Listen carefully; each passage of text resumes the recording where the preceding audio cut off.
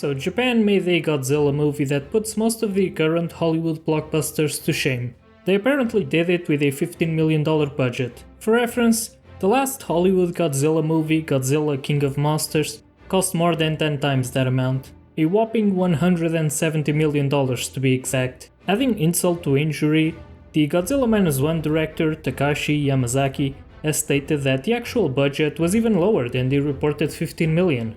And despite that ridiculously low budget, the movie looks really good. Nothing about the CGI screams low budget. On the contrary, this movie looks just as good if not better than a lot of these so-called big budget movies these days. I mean, look at The Flash, a $300 million movie comprised of CGI such as this.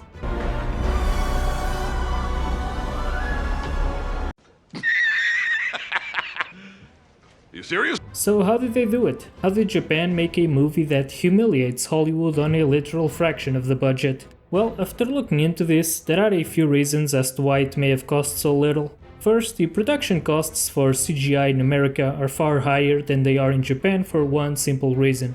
Hiring a VFX artist in America costs much more than hiring a VFX artist anywhere else in the world. American salaries are generally much higher than most countries on the planet, Japan included. This holds true for most jobs, including that of a CGI animator.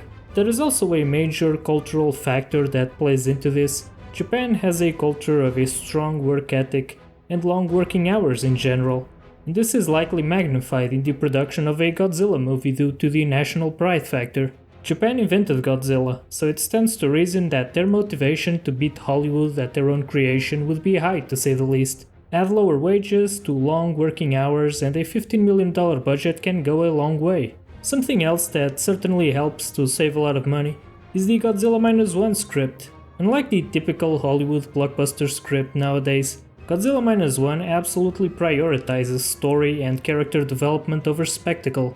And you know what story and character development have in common? And you know the thing that they have in common? They're cheap. Unlike the typical Marvel movie, Godzilla -1 does not rely on bloated action scenes and unfunny jokes to keep its audience engaged. It instead does something much better and critically much more cost-effective.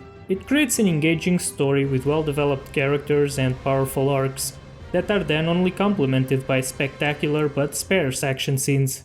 I mean, from what I remember, Godzilla is not actually in the movie that much. He only appears like 4 times in the entire movie, with 3 of his appearances being relatively brief. We just don't notice it because we actually like the characters, unlike in Godzilla King of Monsters or Godzilla vs. Kong.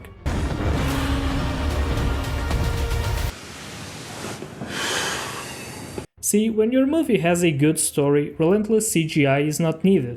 And if relentless CGI is not needed, your movie won't end up costing the GDP of a small country.